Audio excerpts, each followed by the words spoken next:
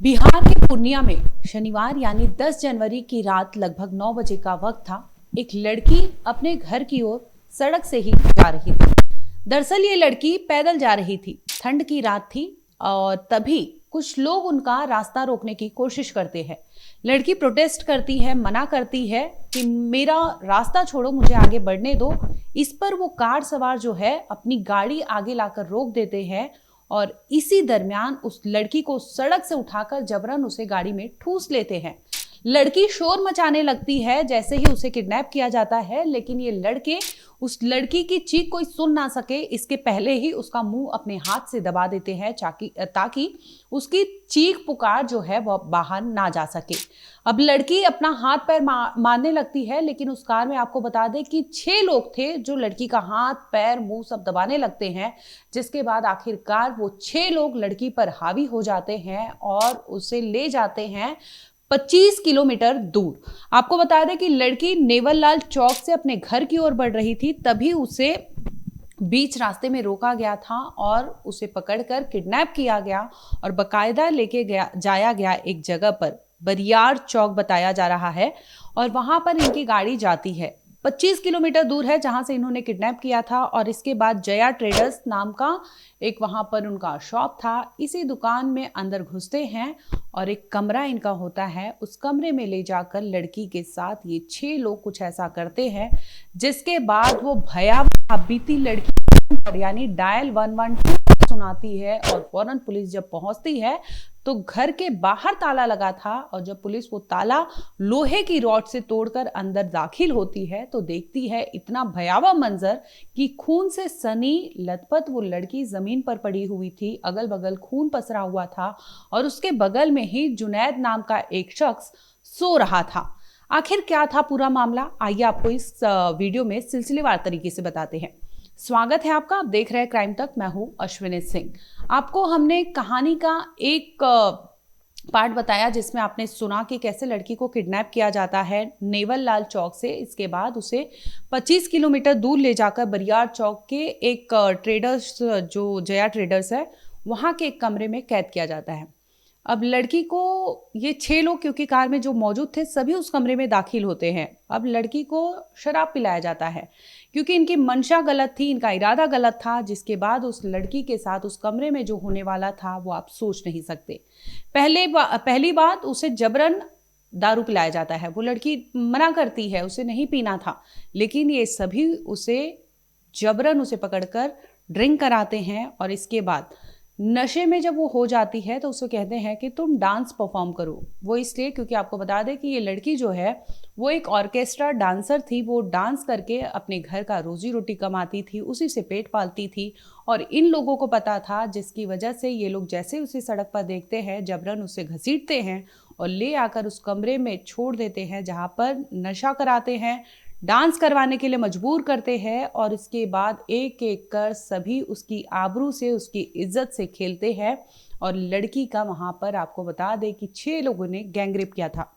इतना ही नहीं, लड़की ने कुछ और भी चीजें बताई है जिसे लेकर पुलिस वो भी एंगल चेक कर रही है कि क्या कुछ है। पीड़िता ने जो बताया है उसकी कहानी को वो वेरीफाई कर रही है। स्टेटमेंट जो दिया है उन्होंने उसे लेकर पुलिस अब इन सभी से पूछताछ करने वाली है।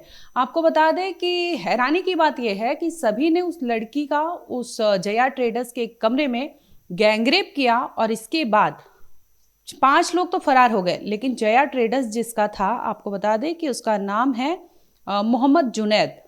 जुनैद वहीं पर रुक गया था उस लड़की के साथ। वो वहां पर उसे, क्योंकि नशे में वो भी था, उसे नींद आ जाती है और वो वहीं सो जाता है।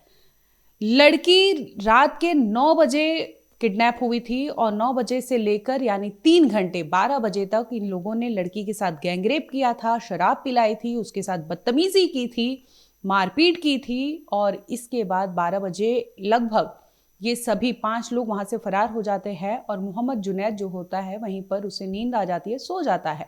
अब इसी का फायदा उठाते हुए लड़की जुनैद का मोबाइल देखती है और उस मोबाइल को धीरे से अपने पास करती है और उससे डायल 112 पर डायल करती है और पुलिस को सूचना देती है कि मेरा लोकेशन ये है, मेरा एड्रेस ये है और मेरे साथ क्या हुआ है वो पूरी आप बीती वो फ़ोन पर सुनाती है।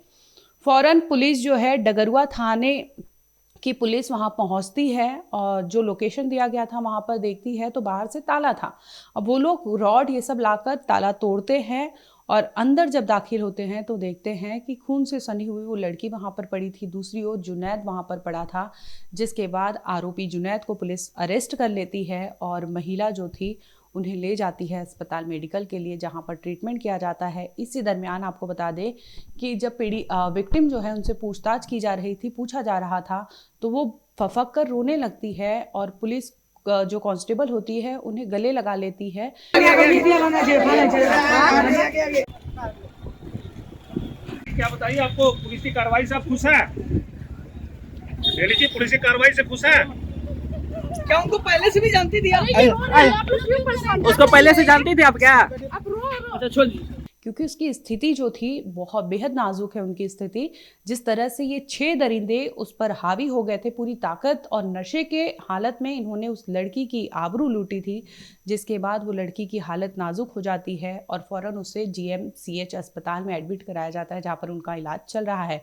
उनका मेडिकल करा लिया गया है। इस पूरे मामले पर पुलिस का बयान भी सामने आया है। एक बार आपको वो सुनवाते हैं कि आखिर पुलिस ने क्या कहा है। दिनांक 10 जनवरी 2026 की रात्रि को डगरुआ थाना की 112 की टीम को एक महिला द्वारा सूचना दी गई कि कुछ व्यक्तियों के द्वारा उसके साथ बलात्कार की घटना कारित की गई है। टीम के द्वारा त्वरित कार्रवाई करते हुए पीड़िता को बरामद कर उसको प्राथमिक उपचार उसका करवाया गया है।